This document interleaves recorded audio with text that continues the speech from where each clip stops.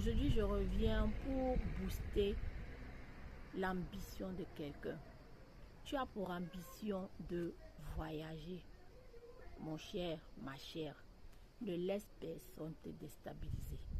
Il faut que tu puisses croire en toi. Fais-toi confiance. Crois que c'est possible. Moi qui te parle là, je te présente mes 2 passeports. Crois que c'est possible. La Bible dit que tout est possible à celui qui croit. Ne laisse pas les gens te raconter des histoires. Oh, les Dorado, oh, mon ami.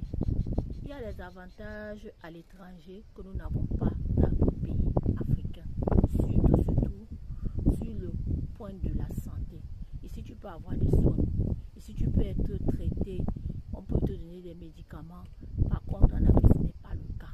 On n'a qu'à se dire nos vraies vérités ici. Donc, j'aimerais te parler, toi qui as pour projet de voyager, de ne pas désespérer. Ne laisse pas les mauvaises expériences des autres affecter ton ambition de voyager. Vois grand, comme je le dis souvent. Comme je l'ai dit précédemment, tout est possible à celui qui croit. Je vous ai déjà raconté mon histoire 1001 fois. Que quand j'étais en Afrique, je disais que je vais voyager, je vais aller vivre en étranger.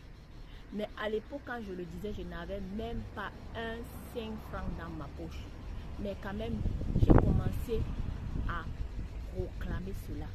D'où la puissance des proclamations. Tu dois proclamer, déclarer de belles paroles pour ta propre vie.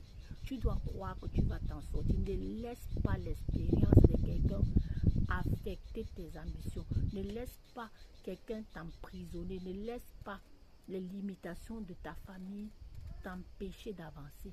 C'est possible, je te le dis. Toi-même, tu l'as vu. Je t'ai montré la preuve. C'est possible encore d'avoir le visa de nos jours. À condition de ne pas prêter tes oreilles aux tueurs de foi. C'est possible. Et Dieu est capable. Parce que lui-même dit dans sa parole que tout lieu où foule la plante de ton pied, il te le donne en possession. Je l'ai dit plusieurs fois. Plusieurs personnes, quand elles vont dans les ambassades, elles vont comme des mendiantes. N'entre plus à l'ambassade comme un mendiant.